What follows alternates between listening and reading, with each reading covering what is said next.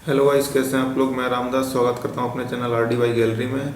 और मैं आपको एक जो है आज बहुत अच्छी न्यूज़ देने वाला हूं। इंडिया को जो है रशियन बेस का एक्सेस मिल सकता है जो कि सूडान में है। तो आप कहेंगे रशिया कहाँ, सूडान कहाँ, कैसा एक्सेस, तो इस पे जो है हम थोड़ा बात करते हैं। बेसिकली हुआ क्या है कि रशिया जो है सूडान के साथ उसने एक डील करी है, जिस डील के अंदर वो सूडान के अंदर अपना एक नेवल बेस बनाएगा जिस पे 25 साल के लिए रशिया को एक्सेस रहेगा सोवरन। कहने का मतलब है उस बेस में रशिया क्या कर रहा है क्या नहीं कर रहा है सूडान को उससे कोई मतलब नहीं। और बहुत सारे उस पैक्ट में हिडन चीज़ें हैं जो कि ओपनली नहीं बताई गई हैं कि आपको कितना पैसा सूडान को देगा रशिया उस बेसिस के लिए, और 25 साल का जो एक्सेस है वहाँ पे वो क्या करेगा क्या नहीं करेगा, ये चीज़ें नहीं आई हैं बाहर। तो बेसिकली कुछ चीज़ें जो बाहर आई हैं वो 300 रशियन पर्सनल डिफेंस पर्सनल वहाँ पे रहेंगे। और एक स्पेशल मेंशन है कि न्यूक्लियर पावर सबमरीन जो है आपका रशिया अपनी डॉक कर सकता है सूडान के अंदर, और कोई भी डिफेंस इक्विपमेंट। और सूडान की जो एयर फोर्स है वह आपका रशिया के नेवल बेस को प्रोटेक्शन देगी, और कंप्लीट जुरिडिक्शन होगा 25 साल के लिए। 25 साल के लिए आपका रशिया उस बेस पे क्या कर रहा है क्या नहीं कर रहा है इससे सूडान को कोई मतलब नहीं। और अगर उस ये डील अगर 25 साल तक फेवर में रहती है दोनों के, तो 10 साल तक आगे अपने आप एक्सटेंड हो जाएगी। तो आप मैप देखिए, मैप में जो सूडान है और वहाँ पे जो रेड सी आ रहा है, उस रेड सी के पास में ही जो है ये नेवल बेस बनेगा। तो आप जो है पास्ट में जाइए, जब रशिया यूएसएसआर था, यूनियन यूएसएसआर था जब आपका Russia, union sovereign socialist Republic, उस समय पे सोमालिया और यूथोपिया के अंदर जो है अपना यूएसएसआर का बेस था यूएसएसआर के टाइम पे। और ये भी रेड सी, तो रेड सी काफ़ी हद तक बहुत इंपॉर्टेंट है रशिया के लिए, और उसको इंडियन ओशियन का भी एक्सेस मिल जाएगा। तो फ्यूचर में कभी भी चीज़ें ऊपर नीचे हो सकती हैं, तो रशिया इसको ट्रेडिंग पॉइंट को ब्लॉक कर सकता है। 9 चोक पॉइंट हैं, उनमें से एक चोक पॉइंट ये है दिजिबूती के पास में।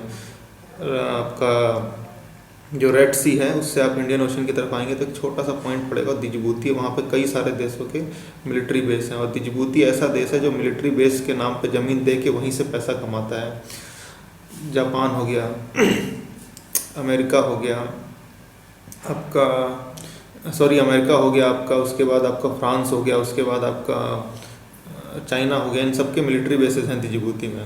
उसके बाद आप देखिए रशिया का ये दूसरा मिलिट्री बेस है जो कि आउटसाइड ऑफ रशिया बन रहा है। पहला 2017 में जो आपका सीरिया में बना था नेवल बेस, उसको 49 ईयर ऑफ लीज पे लिया गया था।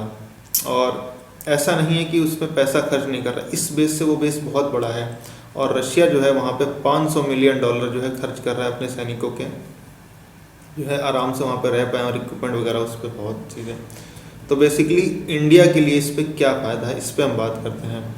इंडिया के डिफेंस लॉजिस्टिक एग्रीमेंट साइन है यूएसए के साथ, ऑस्ट्रेलिया के साथ, जापान के साथ, फ्रांस के साथ, साउथ कोरिया के साथ, फिन के साथ। तो इसमें होता क्या, हम लोग एक दूसरे के बेसिस का जो है एक्सेस ले सकते हैं। जापान के साथ जो लॉजिस्टिक पैक्ट साइन हुआ था अभी रिसेंटली कुछ महीनों पहले, उसमें सब कुछ ओके था, लेकिन हम एक क्लॉज उसमें ऐड नहीं करा था कि क्या कि हम एक दूसरे से एमुनिशंस वगैरह भी जो है ट्रांसफ़र कर सकते हैं, वो ऐड नहीं हुआ था। पर रशिया के साथ जो डिफेंस पैक्ट होगा ये इन सबसे एक कदम ऊपर होगा, स्पेशली जो अमेरिका का है उससे एक कदम ऊपर होगा। उसमें क्या होगा कि हमारे सोल्जर, चाहे रशियन सोल्जर चाहें तो इंडियन नेवल बेसिस पे, और अब इंडियन सोल्जर चाहें तो रशियन नेवल बेसिस पे डॉक कर सकते हैं उस टाइम के लिए, परमानेंटली नहीं। तो हमें जब बेस का एक्सेस मिलेगा तो उसका फ़ायदा क्या होगा, फ़ायदा ये होगा कि आप देखिए दिजिबूती में भी हमारे पास एक्सेस है अमेरिकन बेसिस के। उसके बाद फ्रेंच बेसिस नेवल बेसिस के भी एक्सेस हैं। तो बेसिकली जो हमारे इक्विपमेंट है वो रशियन मेड हैं। तो जब हमारा रशियन मेड है तो रशियन बेसिस पे जब हमारा एक्सेस होगा तो ज़्यादा अच्छे से रिपेयर होंगे। और दूसरा मैंने सोल्जर का तो आपको बता ही दिया, दिजिबूती में अमेरिका फ्रांस वगैरह के वहाँ पे नेवल बेसिस हैं, वहाँ पे भी इंडिया का जो है एक्सेस आराम से मिलता है।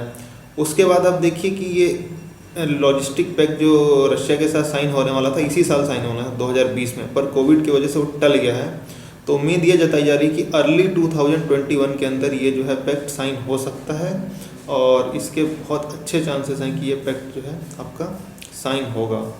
तो कुल मिला के रशिया की एंट्री है इनडायरेक्टली इंडियन ओशन में, और उस पर जो है इंडिया की एंट्री आफ्टर लॉजिस्टिक पैक्ट जो रशिया के साथ साइन होगा उस पर है।